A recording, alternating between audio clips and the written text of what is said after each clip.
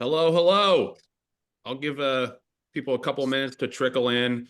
Uh, this is probably our favorite call of the week. We love the shortlist calls, but this is like, kind of after you already hit the home run and you're trotting around the base and you're coming home and all your teammates are there waiting for you.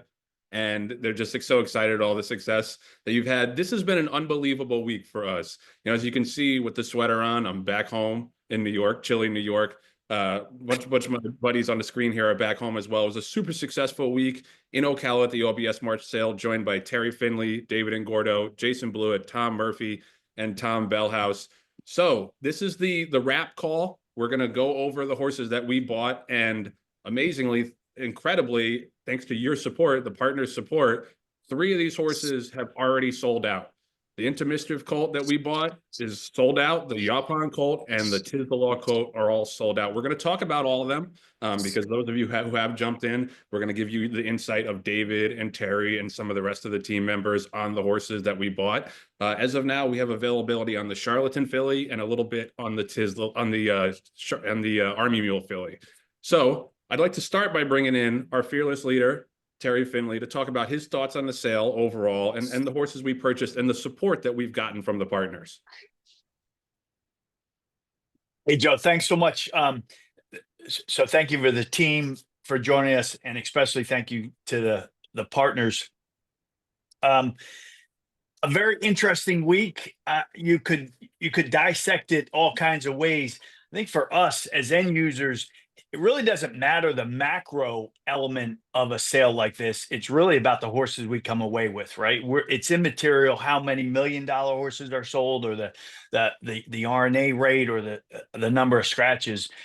We're just tickled pink. We bought 2 on Tuesday. We struck out on Wednesday. I know Tommy and I were talking about early Thursday morning. We looked at each other and we said, I guess we'll find out if we're as good as we think we are before the end of the day. And I thought yesterday was a superb day. And you put those 2 days together that we bought horses, and it's a very, very nice draft of horses. Time will tell. Sorry about that. Time will tell, but we feel very, very bullish, and we're very happy with the horses that we came away with. And I'd like to think we'd be able to put that draft of horses up against any buying team that came out of the March sale at OBS. No, 100%. And just a real quick note before I toss it to David. If you see a horse you like, you should text your rep ASAP to hold your spot. As we've seen already this week, these horses are just about sold out and are going to go very quickly. And if you stop paying attention to me or Terry or David for 5 minutes to text your rep, we won't hold it against you. Now let's bring in our ace bloodstock agent, David and Gordo, the hardest working man in Ocala this week. Did an unbelievable job, as always, not just for us, but for other clients as well. David, before we get into the individual horses, can you just talk a little bit about the market and then your process? Like, you got the team at the Bree show, your short list, the vet work. It's a really, really well-oiled machine. Yeah, so we've been working on refining the process, 20 years of doing this. So it really now is a well-oiled machine. And, we've had to go through vets from Jeff Burke to Dr. Latz and now Dr. Cheney, but our system, what we've been doing it's time tested. Our success at the 2-year-old sales is as good as anybody's in the game, but it is work. So we've, literally, I pulled in from Ocala 30 minutes before the call. We've been there for 2 weeks, and then on and off throughout the winter inspecting these horses. And OBS did another great job, safe job. The new HISA medication stuff's taking place. I think that's a big help. We had a really good market. The 2-year-old market, you prove if the horse can run or not. So, you're going to see higher RNAs because, people want the faster horses, just like us. It was very competitive to get them. Like when we get to hip 30, we struck early, which is always something magic for us. Get in early before everybody else figures out what's going on. And, we saved the partners some money striking early here over the years and again this year. But I thought it was competitive. I thought we did great. I thought Terry showed, game game bidding when it required it. And, we didn't get every horse we wanted. And if we did, then we did something wrong. But we got the ones we targeted, the high draft picks we liked. We talked about the Army Mule. That was one. That one and the Chestnut Filly, the Charlatan were two that I felt were must-haves for us. And we got them. Then we got a couple of really nice colts. I think we got a lot of dirt-leaning horses out of the sale. Yep. And back to the process, it's a grind. We watch, which meant we literally putting 12-hour days in with our team. Yep. Now you're breaking up a little bit, David. We got you. You're talking about the process and the team. Sorry, I've got a little delay from you. You're good. Yeah. Okay. So, but we were putting 12-hour days in, and it's all worth it when you get to see the horses we're about to talk about. Yeah, no, 100%. And just to give you the lay of the land and where we stand right now and who's training, that Charlatan Filly, that Speedy Chestnut that David mentioned is going to Cherie DeVoe. The Army Mule filly also going to Cherie, only has 5% left on her, so I expect her to be gone very, very soon. The Yaupon Colt, who just sold out literally minutes before this call started, is going to Brad Cox. The Tiz the Law Colt going to Mark Cassie, also sold out. And then the Mischief Colt that we bought yesterday going to Dale Romans is also sold out. So let's get into the horses. First up is that Charlatan Filly. Beautiful filly, purchased early on day one, hip 30, as David mentioned, by one of the hottest, I mean, if not the hottest first crop sire out there. The Charlatans were super popular. He was a brilliantly fast son of Speightstown, and this filly is out of a stakes-winning Malibu Moon mare. We've talked about the influence of Malibu Moon as a broodmare sire. Breezed a sharp 1/8 of a mile in 10 1/5, has an above average stride length, really beautiful fluid action. I thought she just floated over the track. She was purchased from Randy Miles, who was one of the most well-respected 2-year-old consigners. We got Carson's Run, multiple grade 1 winner from him, stakes winner 7 Trumpets as well. Cherie's having a breakout year. She won a grade 1 for West Point Partners last year with Vava, and then she got her first Breeders' Cup victory with More Than Looks. She's also got several stakes runners for us, including Northern Invader and Reagan's Wit. David, I know you and Cherie went back to see this filly a bunch of times. What was it that stuck out to you about her? And it just seems kind of like the industry thinks Charlatan is the next big thing. I'm gonna give you 2 sidebars. One, I looked down and we have no Charlatans in our portfolio that Cherie's going to get to train. So she told me, "Hey, I want one of these," and we got outbid a lot as yearlings on them. They brought really, really good money. This filly I had seen on the farm. She's a WinStar bred. I'd kind of missed her at the yearling sale, when you get busy. And then, of course, Bo and Randy had her. And when she breezed, I kind of said a few curse words to myself because she breezed on the most challenging day of the sale. So they had 15-mile-an-hour headwinds. A lot of good consigners scratched horses because they just thought they were unfavorable to show the horse at their best. This filly powered right through it. A 10-1 time is plenty fast. It would have been sub 10, 9 and change on a good day. But what was really impressive, and I'm looking at my notes over here, her gallop out was under 11, which that flies on any day, good weather, and a good gallop out for the quarter in that condition when it was becoming a crosswind when she was going out around the bend.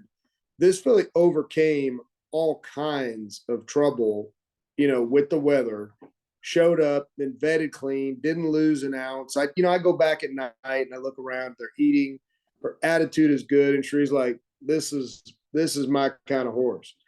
I know the mare a little bit. The few of the daughters this mare's have had a lot of talent. They just got unlucky.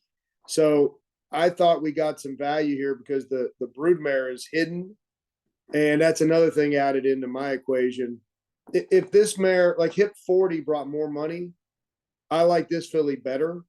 And I wouldn't, have bought hip 40 if I could have got this one. So she really fit into our draft board. She looks dirt. This is a beautiful page to make a broodmare one day. She have a ton of residual value. And then I actually bought Court of Appeal in Fold Authenticity for Dixiana a long time ago. I raced Authenticity. As you guys know, I like to race them with Satish Sanan. And I sold her, and her first foal was Charlatan. So I've been big on this pedigree all across the board. Yeah, absolutely. And also you mentioned the residual value. And I think that's something that's key. I want to bring in Terry to talk about that, as well as the relationship that we have with Randy Miles. You know, we've done so well buying from him. You mostly Colts, but now we got a filly, nice pedigree, chance for some really strong residual value, like David was talking about. Can you just give us like the lowdown on the benefits of partners buying into well-bred fillies like this? Yeah, it's a big deal. Obviously, there are a good number of charlatans out there, and so you know you feel good when you know you got one at least on the surface that's at the very top ranks of the draft of the charlatans that are sold in March, are going to sell in April, and also the big time yearlings that sold in September that are going to going to go to the races and not going to go to the 2-year-old sales. So that's on Charlatan, but I don't think there's any doubt. Everybody knows that the foal crop is decreasing, which obviously is of concern in some respects.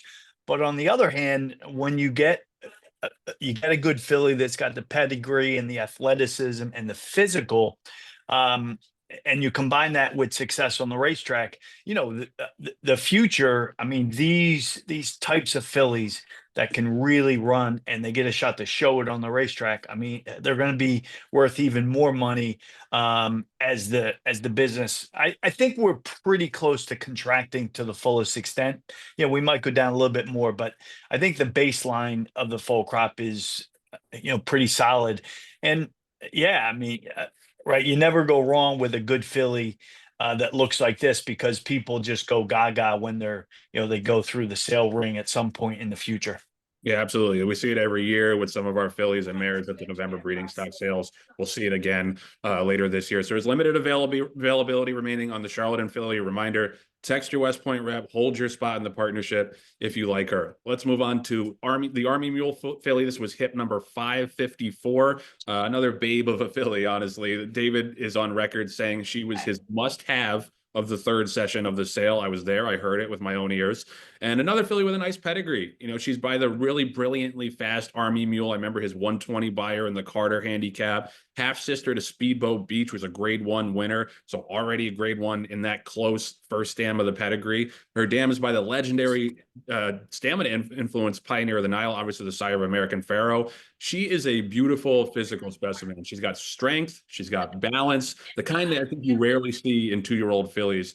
She worked an 1/8 of a mile in 10 flat with an above average stride length, exceptional gallop out past the wire. And her consignor also shared a video of her working like a monster on the dirt back at the trading center before the sale, which I think Jason posted and might be in the slides here. David was bound and determined to buy this filly, put together a group of owners so she could go to Cherie's barn. And if you're looking for a precocious, fast 2-year-old type, this is your lady. David, you're on record as saying you weren't going home without this filly. Big, strong beast of a filly. What put stars in your eyes? So for the Jacksons, Cherie's got like 15 horses out there at the Demericks. And Cherie's gone there 2-3 times this winter to look at horses. This horse was shown to her a couple of times.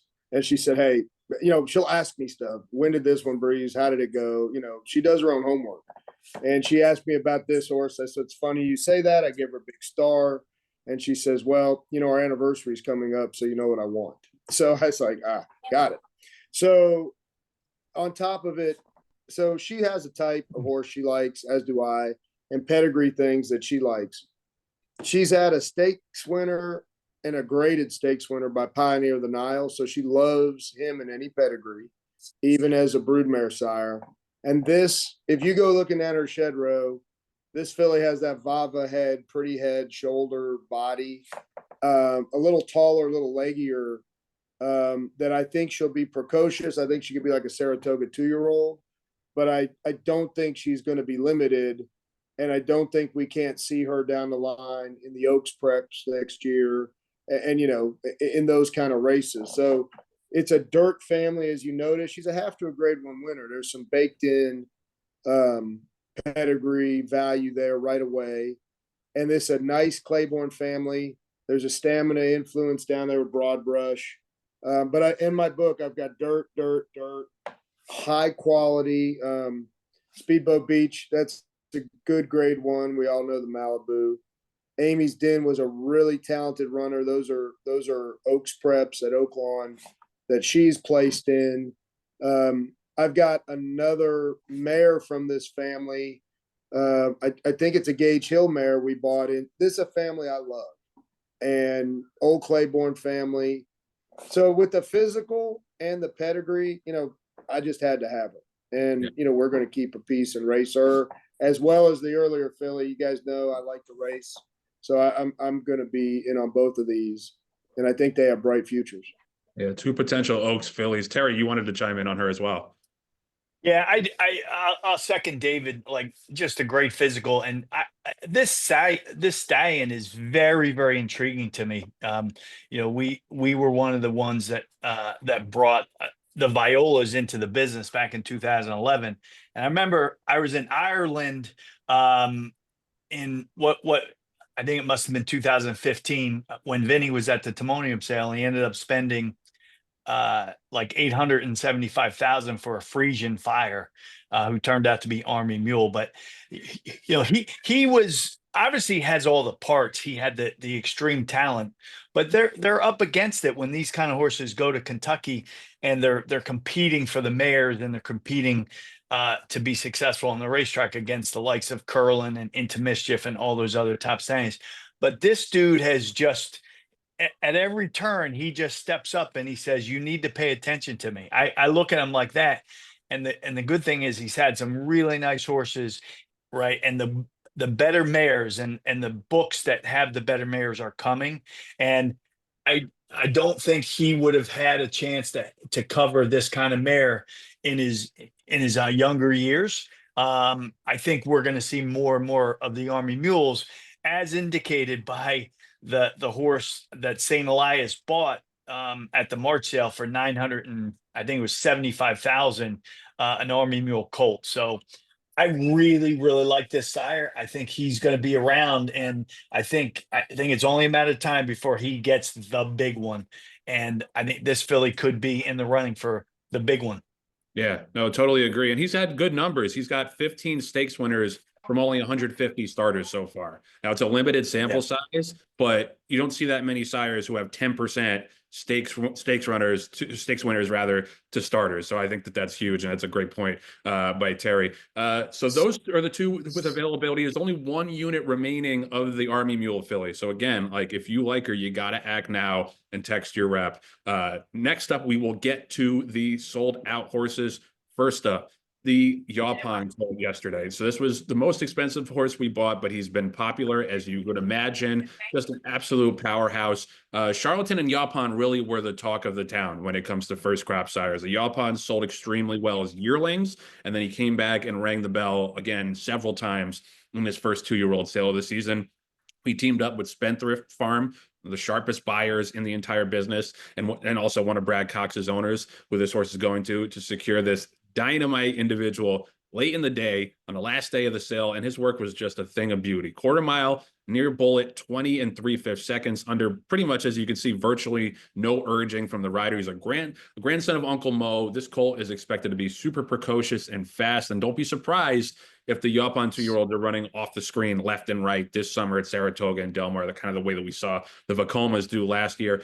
Terry, talk about how this came together with Spendthrift and Brad Cox. I assume it's safe to say that Brad was smitten with this colt.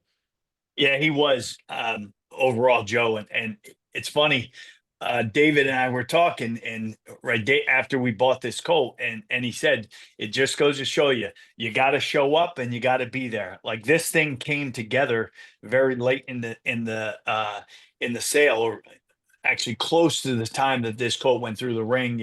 We knew he was going to bring a lot of money, and I was like, what do I do? What do I need to do to make things happen? And I look up and I see Ned Toffee under the shed row of, it was probably barn 10. And I texted him. I saw him see my text, and he called me right away. right. He said, "What do you have?" I said, "How about the Yaupon?" Which I don't know what that stands for. So somebody needs to Yeah. find that out where that name comes from. But he said, "I'll come to see you right now." And so literally, he was in front of me like a minute later, and he said that the Brad Cox had a partner who wanted to go a third. We went a third, and the Spencer boys went a third, and we were prepared to go, a little bit further. We were probably looking at a bid or two over $1 million, and it was a great thing to see that kind of stall out as they got close to 900,000. But I know a really interested and a good partner that just came in asked about if this colt had the makings of going 2 turns, and I really do. Obviously, Yaupon was a sprinter. He was a miler, but when you look at the history of the breed in America, you see that the milers, they make stallions, and so he reminds me a little bit of like a distorted humor, who everybody thought was a stone cold sprinter until he sired a horse by the name of Funny Side in his first crop. So yes, I think he's got the talent, and also I think it certainly seems like the pedigree experts and the breeders in Kentucky have this guy, and they figured out how to breed to him, because this first crop is just a real. I mean, they're dynamite. That's as good of a first crop a group as I think I can see. I don't remember any first crop stallion at this level being way ahead of a horse like Yaupon. So God, this horse really impressed a lot of people. And you saw it by his auction price. Yeah, I got the text on the way back to the airport, and I was like, "Wow, it's a lot of money." And then I looked at the page and looked at the breeze. I was like, "Oh, I get it. I get it." And I'm glad that Ned didn't leave you on red, and we were able to put this together. And I just did some quick research, my journalism background. Yaupon is a holly. It's a species of holly that is native to North America. So it's a plant. So that's Okay. for everybody's edification. Hey, I'm multitasking here, Terry. Let's bring in Jason Blue for a little bit more about this colt, because I know Jason is one of the biggest Uncle Mo fans in the world. What does it mean to Uncle Mo's legacy to have such an exciting young sire like Yaupon producing some really nice prospects like this colt? It's everything. I mean, it's everything to his legacy. It was, of course, a pretty tragic day and surprising when Uncle Mo passed earlier this year. And you've got a finite now supply of sons and daughters of Uncle Mo. He's not going to be, unfortunately, breeding anymore. And I mean, he's got Yaupon, who's clearly, his young horses have been very well received in the marketplace. But along those lines of a brand new, exciting, and very fast son of Uncle Mo like Yaupon standing stud, I think of just the breed shaping sire and legacy that Uncle Mo has had to this point, looking at Nyquist, Outwork, Laubon, and his horses. I mean, his offspring, not only did he win a Kentucky Derby in his first crop with Nyquist, his horses do it all. They go long, short, dirt, turf, and there's a slew of sons of Uncle Mo like Golden Pal and Mo Donegal and Arabian Night that are standing at stud as well. So it's really everything. And there's not a day that's gone by this week I haven't had the opportunity to talk about Uncle Mo and just what he means to me personally, and will until my last breath. So couldn't be any more excited to have this horse in the stable. And I'll just wrap up by saying, Brad Cox and I have gotten pretty chummy in my time with West Point, and this was a horse I think it might be safe to say was like his #1 draft pick out of this entire sale. So thrilled to have him. Can't wait to unleash him this summer at the spot.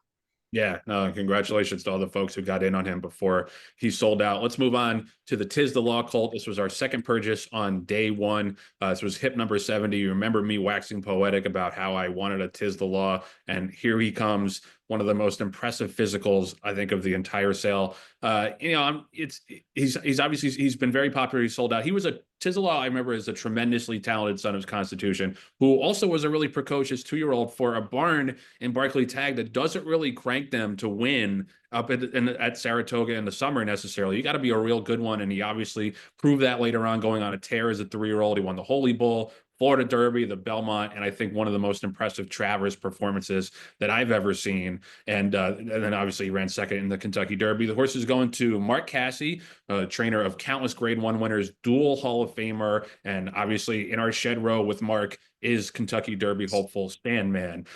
This horse comes from a proven consigner for the Black and Gold, Steve Venosa. Last spring sold us our recent debut winner, Sorcerer's Silver. He's also sold us Northern Invader at this sale a few years back. This horse breezed a sharp 1/8 of a mile in 10 1/5 seconds, has an above average stride length, and athletic kind of cat way of going. David, this was another horse that on day one was breezing, was into that wind, right? What were your thoughts on his breeze? Yeah. I'm just open my book to the notes. That day, like I'm telling you, we haven't had as tough a day breezing in the last minimum 5 years and possibly more. And then the headwinds were that strong. And the day before we had a bunch of rain. So it was a really tough condition. But he went same time as the filly, 10-1, which is a great breeze on the day. Galloped out beautifully and looks like a stretchy 2-turn horse that has speed. So the work is great. The stride is huge. And I like the mating. Tiz the Law, the Constitution with Into Mischief is really good. And I think Tiz the Law is a sleeper stallion. If I'm trying to get a racehorse, he's going to be one of the ones I'm going to key in on going forward. Yeah. And Terry, I'd love to hear your thoughts on the pedigree, because I looked at Into Mischief on the dam side, Fusachi Pegasus, AP Indy. This to me looks like a classic distance horse as a 3-year-old. What do you think? I do. I know Fupeg, I think overall, I don't think he's reached the height that Coolmore expected.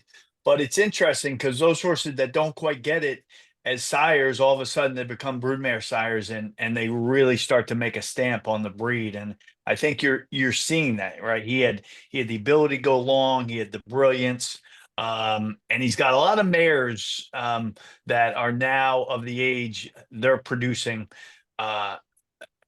their own foals. So I think the sky's the limit as for him as a broodmare sire. Yeah, no doubt. Moving on to the final colt that we're going to talk about, final horse that we're going to talk about. This is the Into Mischief colt, who is also sold out. His Handsome Bay colt is by one of the most dominant sires of the modern era. You don't need me to tell you about Into Mischief. He's everywhere you look. 6-time leading general sire, currently number 1. He's represented by Authentic, Laurel River, Gamine, Pretty Mischievous, all sorts of Grade 1 and classic winners all over the country and all over the world. He's got Citizen Bull and Sovereignty, who are on the Derby trail, Barnes as well. So it's possible Into Mischief will have like 4 or 5 horses in the Kentucky Derby just on his own. Other thing I love to see about this colt, who was hit 475, St. Elias stayed in on the colt, and Steve Venosa, the consigner, stayed in on the colt. So I love not just when the breeder stays in, but when the consigner is like, hey, I got to keep a piece of this horse for myself. And that's 2 major feathers in this horse's cap. He's going to be trained by Eclipse Award winner Dale Romans, obviously Grade 1 winning conditioner. He's known for developing Shackleford, Keen Ice, Roses in May, Kitten's Joy, currently trains Maui Strong and Sorcerer's Silver, really 2 really promising colts for West Point. I think I misspoke. I think 586 was his hip. But regardless, let's bring in Tom Murphy. You're close to Team Romans. You used to work with him at Churchill Downs. Give us your impressions of this colt after looking at him along with Dale a few times during the week. Yeah, thanks, Joe. I was really impressed with this colt. I mean, you can look at him here. He looks like an Into Mischief, and I think all the good Into Mischiefs are stamped by him. And one thing that I couldn't get out of the back of my head when saw this horse before we bought him with Dale was how much he reminded me of another Into Mischief colt that Dale trains and actually got to the Kentucky Derby with, Cyclone Mischief. They both had that same kind of look to him, that huge motor behind, and obviously Cyclone Mischief made it to the Derby. He's placed in a couple of the Derby preps leading up to there, and he's had a resurgence coming back to sprint. So Dale obviously knows how to get the best out of Into Mischief colts, and that was something that I just kept thinking about Then I went back and looked at the sale. There were only 2 in a Mischiefs in the entire sale. So to be able to come away with one of them from OBS March that stayed in the sale of those 2 I was really pleased with. And I'm already looking forward to the day he arrives at Barn Forage or Showdowns. I'm very much looking forward to it. Whenever I find that date out, I'm going to have that circle and make sure I'm there to greet him. 100%. Third time's the charm for me. Hip 685 was the Mischief Colt. Obviously got some great partners on him. Terry, I'd like to ask you a little bit, like, how much does it factor into our decision making when you do have the breeder and or the consignor wanting to stay in? Like, does that give you added confidence to strike for these horses? I think you're muted, Terry. Yeah, it does, Joe. If they're not too aggressive with what their valuations is, like these 2, like Steve and Vinny. So Vinny was in Europe, so I talked to him several times as we led up to the sale, like about this colt and about the industry and everything, because we love to catch up on that side. But they're very I'd say realistic in their pricing. You talk to somebody, you talk to some of the sellers and the breeders, and they say, I'll stay in at 800 or $1 million. Well, that doesn't work. Like, it's good to have you stay in, but you basically are getting your part for free. And so they were very, I think, reasonable with the reserve. They reserved this horse at 300. And so there were 2 or 3 other people that were over that level, and we had to shake somebody off. I know David and I were trying to figure out who it was, but anyway, the bottom line is, yes, it gives you a lot of confidence. And I mean, Steve's he's been doing this for a long time. We actually bought Awesome Gem off of him back in 2005 out of the Barrett sale. So that was the first deal that we did with him, and the first horse we bought out of his shed row.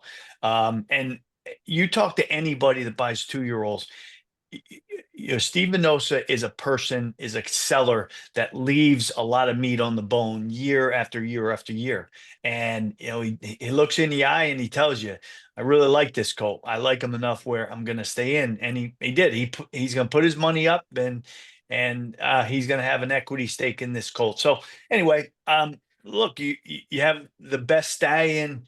I don't know, David, you tell me. I mean, he could go down as the best stallion in the history of the business and of the industry. I mean, he's every weekend you just turn around, and you just have really good horses that dazzle all over the country. So there you have it.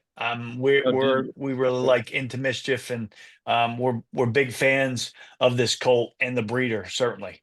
Yeah, David, just give me your thoughts real quick before we open up for questions on this colt and his pedigree.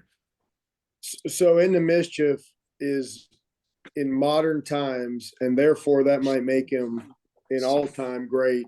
Because remember, these horses are covering more mares. So when Into Mischief is close to a 10% stakes producing sire, we're talking about with 150 to 200 mare books. It's not like when Nureyev or Mr. Prospect or Danzig was doing it with 44 mare books. It's very different. 40 foals, you get 4 stakes winners. When you're talking about 150 foals, you're getting 15 stakes winners a crop. That's pretty dang strong. And Terry's right. Every weekend, Into Mischief comes with the goods. Any trainer, any surface, but he's predominantly dirt, any distance, precocious, but carry their speed, classic distances. They make it to be 4, 5, 6-year-olds, so they're sound. If we had every horse by Into Mischief, it wouldn't hurt my feelings. I think you're not alone in that. Tommy B just jumped on. Tommy, any thoughts on this colt or any of the other horses you wanted to give us? Well, I think the Into Mischief. I mean, you've hit the great points on. I mean, I don't think a lot of people know that Terry Finley actually owned Into Mischief at one time. Tell that story. Yeah, I appreciate you bringing it up, Tommy, because we were pinhooking then, and it was I guess it was 2005 or 6. We were pinhooking, and ironically, we sold him almost from the stall, almost directly across from this horse with David McCathan back there, M&H. And so we sold them. We bought them in October for 90,000, and we sold them that March for 180,000 to a gentleman by the name of B. Wayne Hughes, who was the founder. He unfortunately passed away a couple years ago. Had a wonderful life, and he was the founder of Public Storage. And between that little profit that we made, I think B. Wayne Hughes probably has made about, I don't know, I mean, close to 400 million in revenue. So I don't know what to think, but everything Wayne Hughes touched seemed to turn to gold, and Into Mischief is a lasting legacy for B. Wayne Hughes. And I hope for Terry Finley. So Terry Finley was always allowed at the dinner table with B. Wayne Hughes after that. Yes, he was. Yes, he was. That's right. That's an excellent story. Thank you, Tom. You can tell Tommy and Terry go way back because you can rib them about something like that. But that's an awesome story to have your hand somewhere along the line in something that's been so successful. It's definitely an honor. All right, so that does it for the horses from the OBS Smart Sale. Again, we got 3 who were sold out, all 3 colts, and then we have the 2 fillies. The Army Mule's got 1 share left in her, and then we've got a little bit more availability on the Charlatan, but not that much. Thanks to all the 60 plus of you who have joined the call. Please chime in with your questions. Throw them in the chat. You can raise your hand. Vince Tuminello is raising his hand. Vince, go ahead, buddy. Hey guys, Vince Tuminello here from Baton Rouge. David, I have a Welcome, question. Vince. David, I got a question for you. Hope we see you next week in New Orleans. I'll be there Friday. Perfect. I'll look forward to seeing you. I'll be on my I'm in spot on that I'm- bush right there in the paddock. I got you. I'll be right there. I'm in on both of these fillies, and I certainly see what you like on both of them and the similarities in both of them. Can you tell me if there are any? What are the differences you see between these 2 fillies? Other than their color, not a lot. They're both solid, strong fillies. I think they'll both, I think the Charlatan will get a root of ground, but maybe not a 1.25 miles. So I think she's probably a mile and a 16 type. So, our goal is to be on those Derby preps down there at Fairgrounds. We're actually going to probably enter a Hava that won the day we were there in the Fairgrounds Oaks. So that's the kind of racing we want. Both these fillies fit that mold. I do think the Army Mule might get a little more distance, but the stamina and the pedigree side of the Charlatan, and a lot of this is trained. Cherie's good at getting them to relax and stretch out, and I think they'll fit her. But, really, I was kidding about the color, but they're very, very similar. Like if you come to the barn one morning and I show you our horses, we try to get a type, and they're the type that wins races. Both these fillies are very athletic.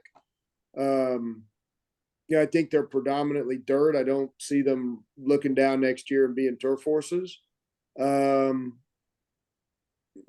than that, one's from the AP Indy line, one's more Mr. Prospector line between Firenze Fire, Army Mule and Charlatan, but they're very similar types, really. They if it weren't for the color, they're a little bit of bookends. Great, thanks. Yeah, totally. Thank you, Vince, and thanks for jumping in on those fillies. Super exciting. Terry, I just wanted to ask you just a general question for some of those new partners who have joined and who are on the line right now. Like, what do the next 60, 90 days look like for the 2-year-olds that we just bought?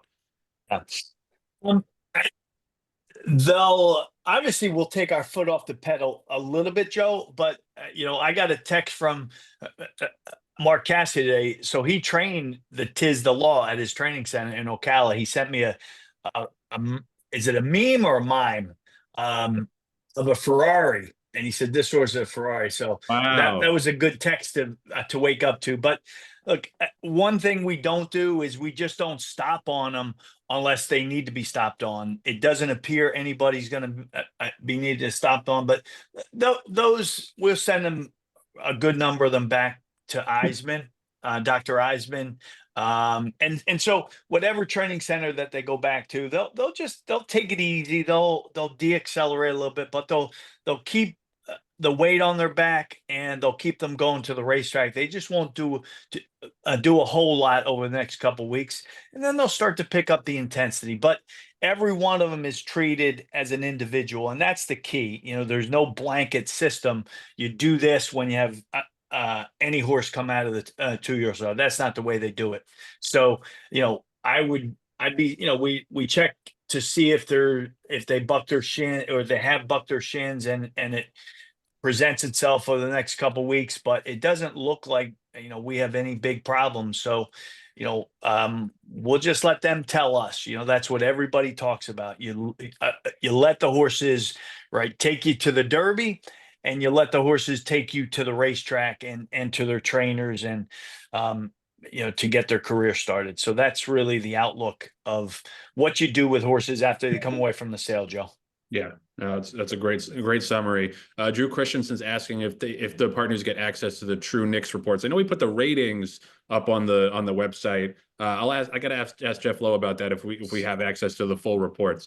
So stay tuned on that, Drew. I got another Drew raising his hand. Drew DiGeronimo, just unmute yourself and go, Drew. What do you got? Yeah, I have a question about stride length. How is that calculated? Do you all do that, or is that a given for the sale? David? Go ahead, David. So there's a couple different services we've used over the years. Either Equix, we actually used EQB in the past, or Jay Kilgore, his company. I'm drawing a blank on the name. It's Data Track. Data Track, thank you. So these came from a client that purchased oh shoot, which one is it? I know it and I'm just drawing a blank, but I'll catch it in a minute. These came from Equix, which is the one I think's the best personally, and they all use similar technology. So the strides come from a program that measures them out down the length of the stretch, and if they're crossfiring or something, you don't get anything. But I found them to be very good, and we follow up on all this stuff. The quartiles, nothing is exact in this because, of course, has a shin or something happened. You know, something made its head come up. You know, they can get data off, but overall, they're very, very good at least eliminating the ones that won't be stakes horses. Whether we pay 50 grand or $500,000, we want the horse to have a shot to be a graded stakes horse, and there is a lot of research on the data with the strides that tells you what you should be looking at. There's some negative predictors, I'll call it. Terry, any other thoughts? Yeah, and that's a great overview. You know, there are several services, but you know, you have to invest. You have to invest. We think it's a tool, and it's a data point that is very helpful as you're going through the catalog.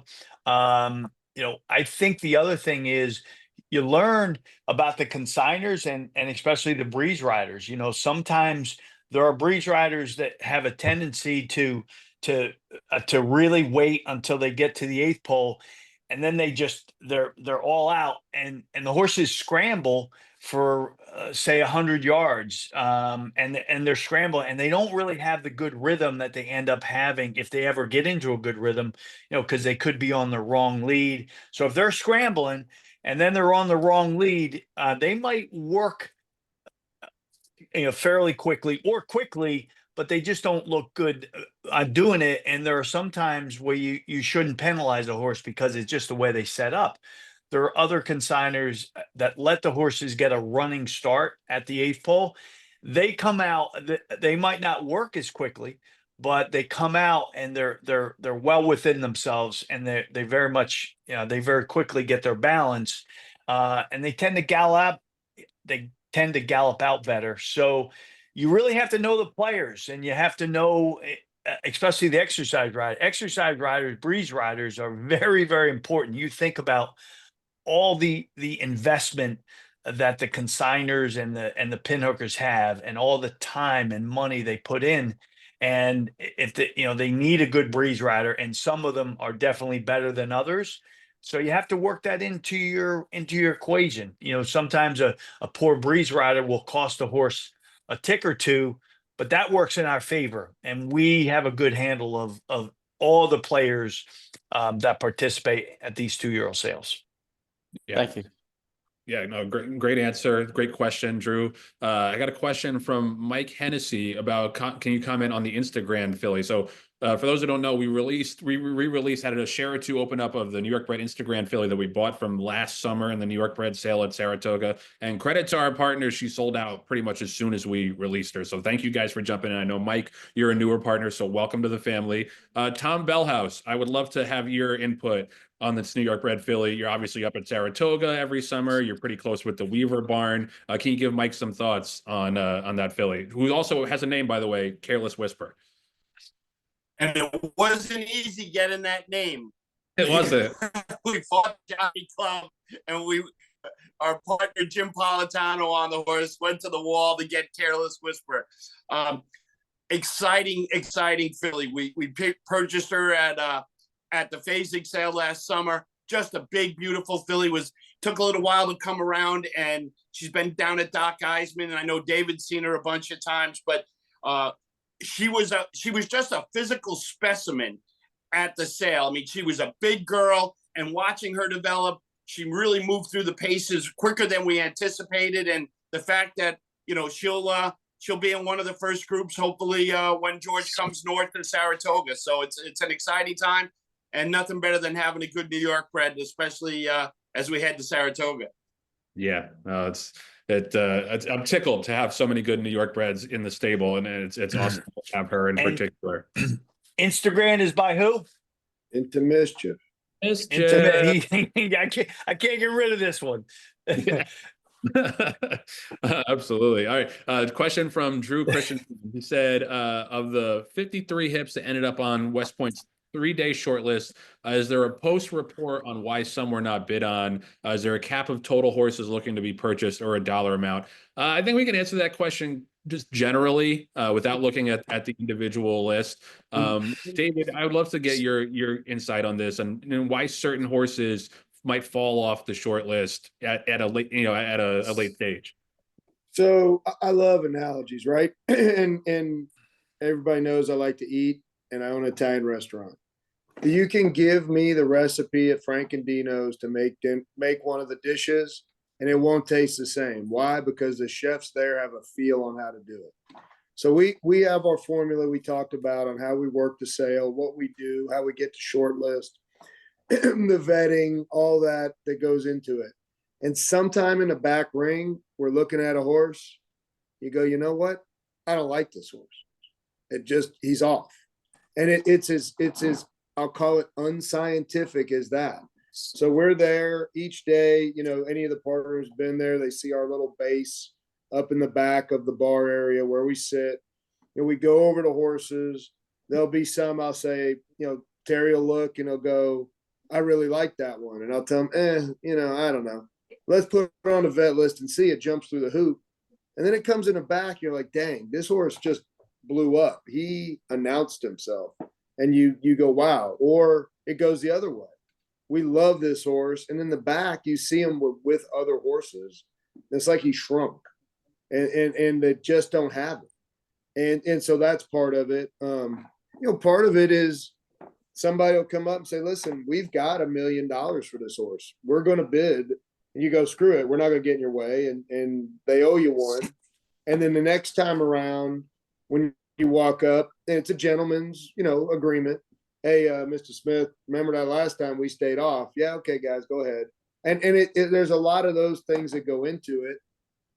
And some of it's a vetting issue. We get a last minute retake of a knee, or the scan came back. We didn't like it. There's a lot of those little things on the line of scrimmage, I'll call it, that go into it. But, sometimes just a feel. It's literally, I'm not feeling it on this horse. I've said that to Terry and when Sheree and I are working, I'll say, you just don't like the horse. And you can't go wrong with your gut in our business if you just take it off. Because, and I've done this, there's a horse we had called Salivo. Every time I looked at him, I was like, why did I buy that horse? And I promised myself, I'm not going to do that again. Either you got to have them or you don't. Trust your gut. The restaurant is great. Restaurant is excellent. The Just to be restaurant's clear. good. Yeah, the restaurant's very good. The horse, not so much. Terry, just to answer the second part of Drew's question, he asked if there's a cap on total horses looking to be purchased or a dollar amount. I'd say no, but you know better than me. I mean, I think we came fairly close to what we projected, but so keep in mind to what David just said, like we have the advantage with the power of our partner base to really pretty much buy any horse. Now we wouldn't have spent 3 million on that colt, but we spent 3 million 2 years ago, and we're going to run the horse on Saturday at Gulfstream, a colt by an into Mischief by the name of Vibe. But so the point being, we'll wait and see. I mean, we've had an incredible. We've never had a 2-day period like we've had in the last 2 days. So we'll go to April. We'll be gone. We should be guns ablaze at the April sale. And look, we syndicate horses. We're a racing partnership. So as many as we can get that we feel good about, and we feel good about every horse that we put in front of our partners. So we'll just kind of let the market tell us, but I would think more, not less. That's for sure.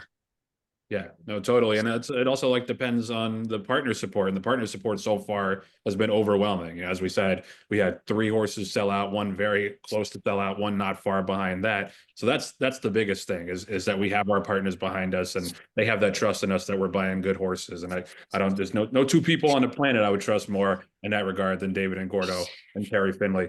Looking for any more questions? If you have them now, you can put them in the Q&A, or you can just unmute yourself and ask them. David, I had one more question just for the Cherie horses. You know, she's obviously got a couple of different strings, Saratoga, Kentucky. What's your sense of the way she's going to split her horses up this summer regionally? So we will be Kentucky based, but Saratoga focused. So I would say, we're talking about that, texting back and forth actually right before the call. I see us there's a big storm coming. So we're getting ready to move horses from Louisiana and Palmettos up to Keeneland. The main track is open, like Vava Breeze this morning. The main track's been open a good bit this winter, but they opened it early. The barn on the main track where the sale's usually at opens officially tomorrow. And then, so we'll bring majority of everything here. And then, Saratoga is July 14th or something. They've got the 4th of July weekend stakes. We've got the Belmont weekend. I suspect Will DeCamp with a pretty good size string after Derby, and then have horses rotating in and out as need be up there. Especially the 2-year-olds probably get ready in Kentucky, which has been really successful for her, and then run up there if they deem it, or like O'Regan's Wit, we can run them at Ellis, get a maiden broke or run well, and then go to Saratoga, things like that. So that's our 2 spots. And then, we're, as everybody knows, we're strong at fairgrounds in the winter. Got it. Yeah, makes sense. I think that's about it, unless any other partners have any other questions. I want to thank the partners for all their support this week, for tuning into the calls, for tuning in today. I also want to thank the team, Terry and David and Tommy Bellhouse, Tom Murphy, Jason Blewett, Aaron Birkenauer and Jeff Lowe behind the scenes, Lindsey Human and the accounting team. Everybody has done an incredible job. It's a very, very busy, hectic week for us in a good way, but it's still a lot of hard work. And I just want to thank all my compatriots here for everything that they put into this week. So thank you, partners, for tuning in. Thank you for the support. If you want in on either of those 2 remaining fillies, text one of these pretty faces on your screen right now, and we'll get you in. Appreciate you tuning in. Have a great weekend.